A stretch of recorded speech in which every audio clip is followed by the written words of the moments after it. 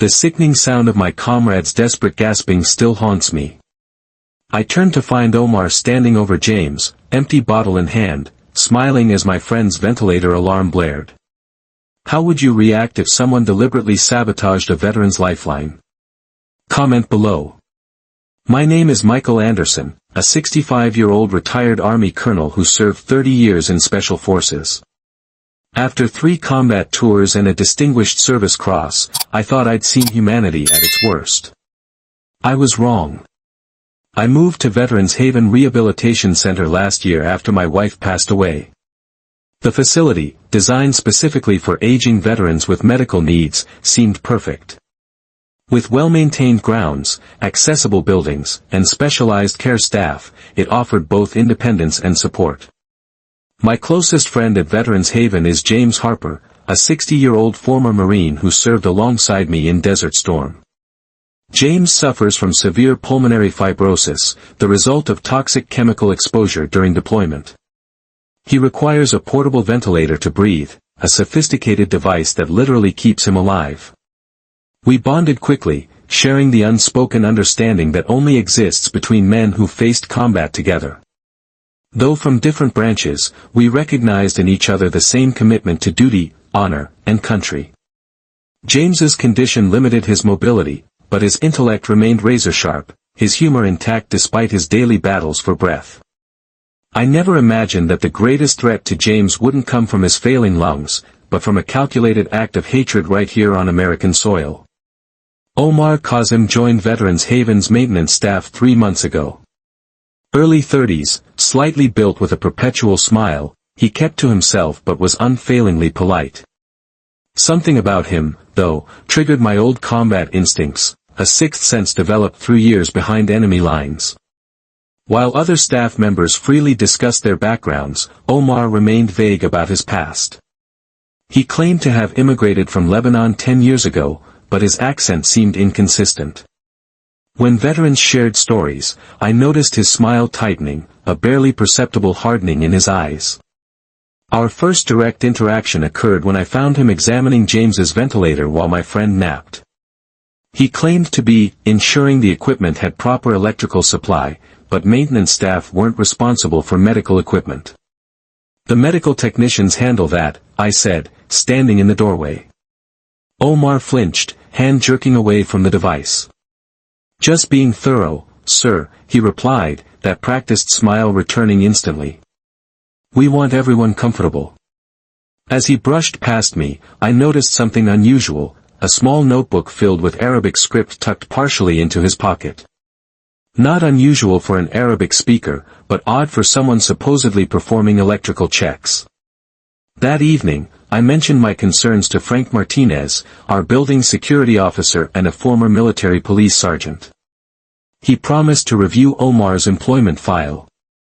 Probably nothing, Frank said, but in our line of work, it pays to be paranoid. I agreed, never imagining how tragically right my instincts would prove to be. Over the next weeks, I documented a pattern of concerning behavior from Omar. He appeared frequently around James's quarters, often when James was using his ventilator. Once, I discovered him photographing the ventilator's connection ports and control panel. When questioned, he claimed he was documenting maintenance needs. James dismissed my concerns. Not everyone's a threat, Mike. You're seeing ghosts. Perhaps I was. 30 years of combat operations leave marks deeper than physical scars, hypervigilance becomes second nature. Still, I began discreetly tracking Omar's movements. Small incidents multiplied. James's ventilator alarm triggered twice without apparent cause.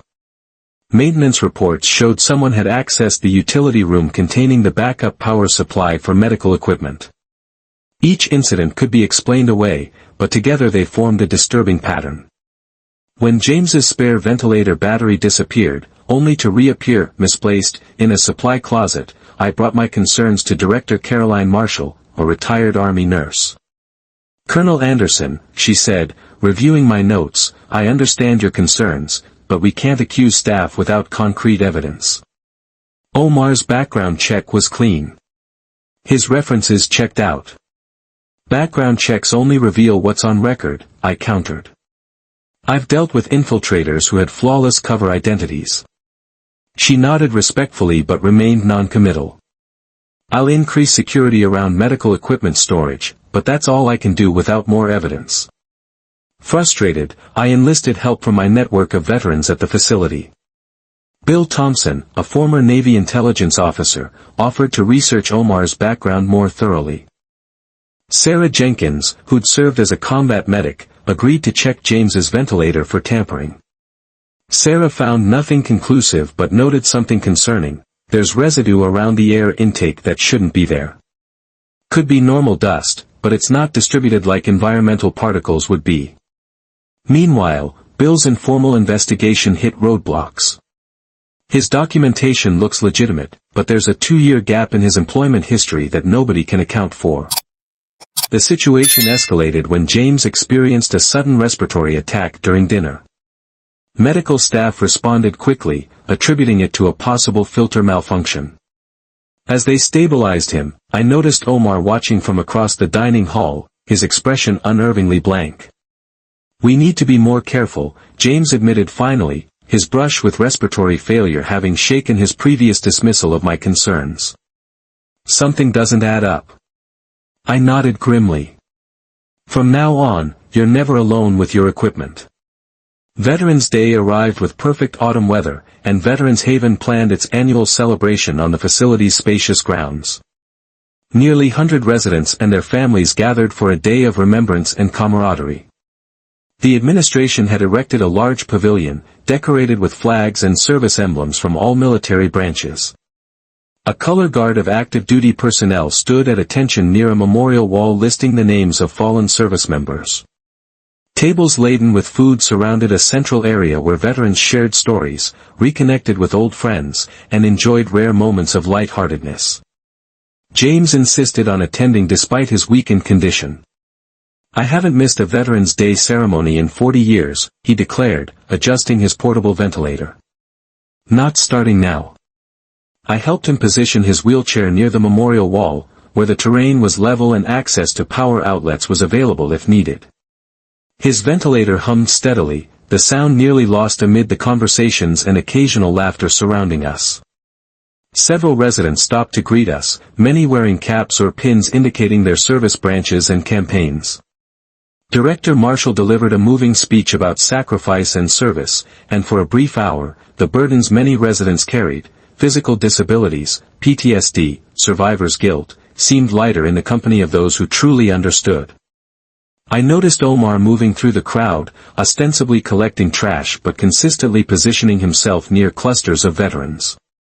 His customary smile looked strained as he observed the patriotic displays and camaraderie. Frank Martinez approached, bending to whisper in my ear. "Got some information on our friend. There's inconsistencies in his naturalization paperwork. Still digging." Before I could respond, James motioned toward the refreshment table. "I could use some water, Mike. This talking wears me out."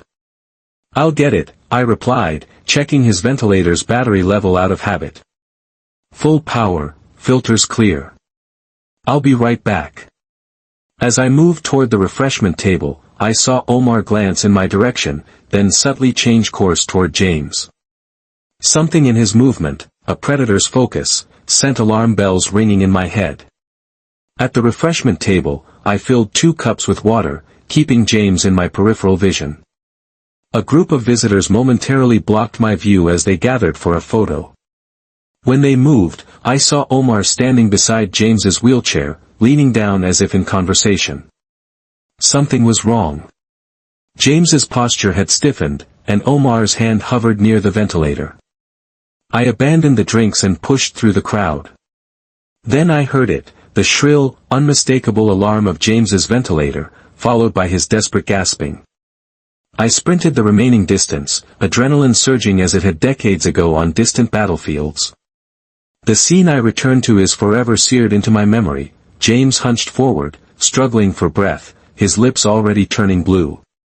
The ventilator's display flashed with liquid detection warnings, its critical failure alarm piercing the festive atmosphere. And standing over him was Omar, an empty bottle of water in his hand, his expression transitioning from satisfaction to feigned concern. "What happened?" I demanded, immediately disconnecting the compromised main unit and activating the emergency backup system James always carried. "An accident," Omar stammered, though his eyes showed no remorse. "I tripped and spilled water." But Frank Martinez was already beside me, his phone in his hand. "That's not what happened," he said grimly. "I was recording the ceremony and caught this." He played back the video, clearly showing Omar deliberately pouring liquid from his bottle into the ventilator's air intake while James was distracted by a passing group. The audio captured Omar's whispered words, "This is for my brother in Fallujah." The world seemed to freeze. James's breathing was stabilizing thanks to the backup system, but his eyes were wide with understanding. Around us, veterans were gathering, some helping to clear civilians away, others forming a protective circle. Sarah Jenkins rushed over, her medical training evident as she helped assess James. "His oxygen saturation is dropping," she murmured. "We need emergency transport now." I locked eyes with Omar, fury building beneath my professional exterior. "You tried to kill my friend." Omar's facade crumbled, replaced by cold hatred. "He deserves to die. All of you do." Before anyone could react, Omar reached into his pocket. Training and instinct took over as I tackled him to the ground, pinning his arm. A small syringe clattered away, likely containing whatever else he had planned to inject into James's system. Within moments, Frank and two other veterans secured Omar while I focused on stabilizing James. The backup ventilator system was functioning, but James needed immediate medical attention. Sarah coordinated with the facility's medical team, who arrived with oxygen and emergency equipment. "Ambulance is 3 minutes out," Director Marshall announced, her military efficiency evident in crisis. "Security has locked down the facility." As paramedics arrived and prepared James for transport, I gave my statement to the police officers who responded to the emergency call. Frank showed them the video evidence, and what I'd thought would be a simple assault report quickly escalated. "Sir, we're going to need to contact the FBI and Homeland Security," the senior officer said after consulting with his supervisor. "This appears to be a potential terrorist attack targeting veterans." I nodded, still processing the reality that someone had deliberately attempted to murder my friend, not in a foreign combat zone, but in a place meant to be safe for those who'd already sacrificed so much for their country. "What was in the bottle?" I asked, medical practicality breaking through shock. "Initial testing shows it wasn't just water," the officer replied. "There are chemical traces consistent with industrial cleaning fluid, which would have created toxic fumes when heated by the ventilator mechanism. James was stabilized enough for transport, conscious but requiring supplemental oxygen. As they loaded him into the ambulance, he gripped my hand. "You were right," he wheezed. "Always watch your six." I promised to meet him at the hospital, then joined Frank to secure Omar's workspace and quarters. In his locker, security found disturbing evidence, detailed diagrams of the ventilator systems used at Veterans Haven, chemical compounds, and a journal written in Arabic. Initial translation by a veteran who'd served as a linguist revealed phrases about "punishing the invaders" and "martyrdom operation." Most chilling was a calendar with the Veterans Day celebration circled and a note, "maximum casualties." What had begun as a targeted attack against one veteran now appeared to be part of something much larger, a thwarted mass casualty event. 2 days later, as James recovered in the hospital with a new ventilator system, Agent Rebecca Martinez from the FBI Counterterrorism Division sat across from me in the hospital cafeteria. She was a no-nonsense professional in her 40s with sharp eyes that reminded me of the best intelligence officers I'd served with. "Colonel Anderson, we're treating this as an attempted terrorist attack against a military veteran, as well as part of a larger plot against the Veterans Haven facility," she explained. "Mr. Martinez's video evidence is exceptionally clear, and we've gathered substantial additional evidence from the suspect's residence and electronic devices." "Has he talked?" I asked. "Initially he refused, claiming workplace accident," Agent Martinez replied. But faced with the video evidence and materials found in his possession, he's begun cooperating, likely hoping for consideration during sentencing. She opened a laptop, showing me surveillance photos. Omar Kazim is actually Farid al-Hariri, a member of an extremist cell with ties to several terrorist organizations. He entered the country using fraudulent documents 5 years ago. The revelation wasn't surprising, but hearing it confirmed was still disturbing. What was the larger plan? Based on materials recovered from his apartment and electronic communications we've intercepted, al-Hariri was conducting reconnaissance at Veterans Haven for a mass casualty attack planned for Memorial Day next year, when attendance would be higher and many government officials would be present. She showed me chemical analysis reports of substances found in his apartment, components that, when combined, could create powerful explosives and toxic agents. Most disturbing were detailed maps of the facility with ventilation systems, gathering areas, and security patrols marked. His assignment was to gain insider knowledge of the facility and identify vulnerabilities. The attack on Mr. Harper appears to have been opportunistic, a test run of sorts using readily available chemicals, while gathering intelligence for the larger operation. So my paranoia actually prevented something worse, I said quietly. Agent Martinez nodded. Your military training and instincts likely saved countless lives. We've identified 3 other operatives from the same cell working at different veterans facilities across the country. They're being apprehended as we speak. She outlined the legal process ahead, interviews, potential testimony, the likelihood of federal terrorism charges carrying multiple life sentences. We'll need detailed statements from both you and Mr. Harper, she concluded, but thanks to your vigilance and Mr. Martinez's video, this case is exceptionally strong. During subsequent interrogations, al-Hariri revealed disturbing details about his radicalization and mission. FBI agents requested I observe one session, hoping my military experience might help identify inconsistencies in his narrative. Behind one-way glass, I watched as al-Hariri described his motivation.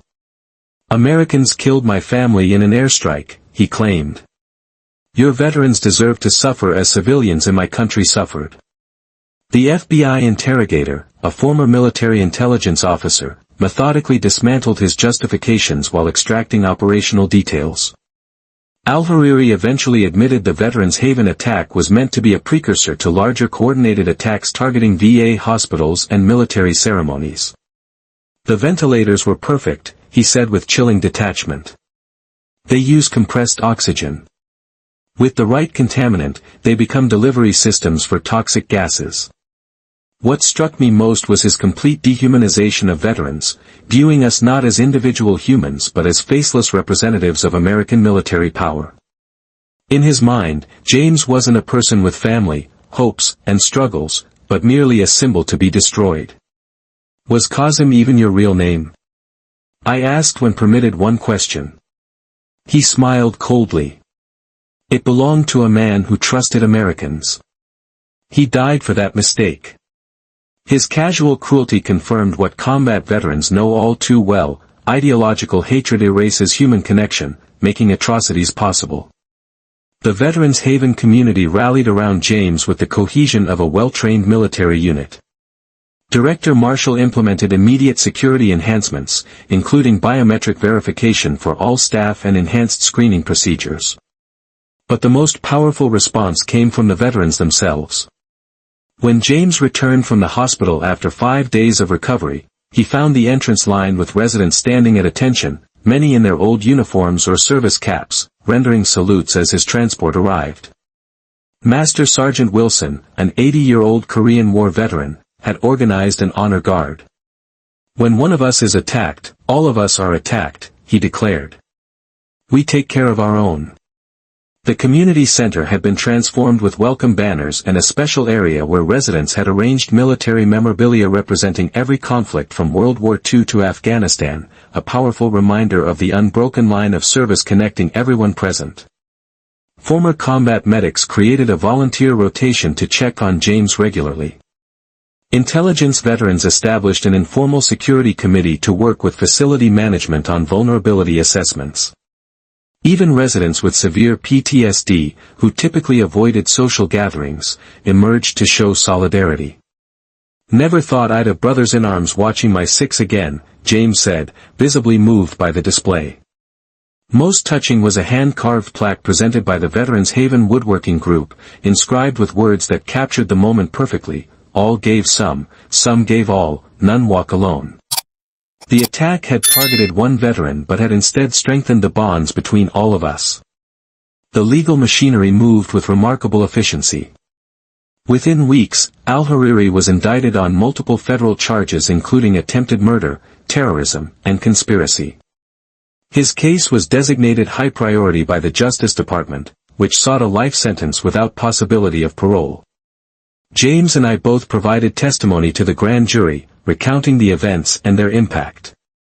When James removed his oxygen mask briefly to describe how it felt to suddenly fight for breath as his ventilator failed, several jurors visibly wept. The broader implications extended far beyond our facility. Agent Martinez kept us informed as the investigation uncovered links to other planned attacks. "Your case broke open a major terrorist cell," she explained during one briefing. "We've identified financial backers and recruiters operating across 3 states." Congressional hearings followed, examining security vulnerabilities at veterans' facilities nationwide. I was asked to testify about the warning signs I'd observed and gaps in the vetting process. My testimony helped shape new legislation enhancing security protocols and resources for veterans' healthcare facilities. Media coverage was extensive but responsible, focusing on the thwarted attack rather than spreading fear. James reluctantly became a spokesman of sorts, giving several interviews about the importance of vigilance and community. "I'm alive because another veteran trusted his instincts," he told one reporter. "We need systems that take those instincts seriously." The Veterans Administration initiated a comprehensive security review of all facilities, implementing enhanced background checks for all personnel with access to vulnerable veterans or medical equipment. They also established a new suspicious activity reporting system designed specifically for medical settings. For many Americans, the case served as a powerful reminder of the ongoing threats facing those who had already sacrificed for national security, and the critical importance of protecting veterans after their service ended. During James's recovery, we spent many hours discussing the attack and its implications. One evening, as I helped him adjust his new ventilator settings, he posed a question that struck me deeply. "Why do you think he targeted medical equipment instead of just using a weapon, Mike? It seems unnecessarily complicated." I considered this from my tactical training perspective. Maximum psychological impact. Weapons attacks are tragically common, but corrupting life-saving equipment creates a different kind of terror. It turns healing into harm. James nodded slowly. He wanted to make us feel that nowhere is safe, not even in medical care. "That's the essence of terrorism," I agreed. Creating fear that extends far beyond the actual victims. This conversation sparked an idea. With support from Director Marshall and several veteran-focused nonprofits, we established the Vigilant Care Initiative, a program training medical staff and security personnel at veterans' facilities to recognize potential threats to vulnerable patients. James, despite his health limitations, became an effective advocate, speaking via video conference to congressional committees and veterans organizations about security vulnerabilities and solutions. "We can't stop living our lives in fear," he would tell audiences, "but we can channel our military training into smart vigilance." The program expanded rapidly, developing specialized modules for different healthcare settings and equipment types. We created a threat assessment framework specifically for medical environments, drawing on military intelligence principles but adapted for healthcare settings. By transforming our experience into constructive action, we reclaimed a sense of purpose from an event meant to instill only fear and hatred. 1 year after the attack, the changes inspired by that day were evident across the veterans' healthcare system. Veterans Haven had become a model for integrated security, with new protocols being adopted nationwide. Security improvements were balanced thoughtfully with quality of life considerations, achieving protection without creating an institutional atmosphere. Biometric access controls, regular equipment inspections, and enhanced staff vetting occurred seamlessly alongside normal activities. James's health stabilized with a new advanced ventilator system featuring tamper-evident seals and contamination detection technology. Several medical device manufacturers, recognizing the vulnerability exposed by the attack, accelerated development of more secure respiratory support systems specifically designed to detect sabotage attempts. I found unexpected purpose-leading security training programs at veterans facilities across the country, helping others recognize warning signs I'd observed. The FBI incorporated our case into their training for healthcare security professionals. Perhaps most meaningful was the cultural shift within the veteran community itself, a renewed sense of mutual protection transcending service branches, eras, and political divisions. Veterans began informally watching out for each other's medical equipment, creating a human security network no terrorist could easily penetrate. As James remarked during a national veterans conference where we presented our program, they tried to exploit our vulnerability, but instead revealed our greatest strength: we take care of our own. That Veterans Day at Veterans Haven was meant to destroy lives and spread terror. Instead, it revealed the enduring strength of military brotherhood and sparked vital improvements protecting veterans nationwide. The image of al-Hariri standing over James still haunts me, but it's overshadowed by countless images of veterans standing together in its aftermath, proof that those who serve continue to protect each other long after leaving the battlefield. If you value the security of those who sacrificed for our freedom, please comment below with your thoughts on protecting vulnerable veterans. How do we balance security with dignity? Your respect and insights matter to our community.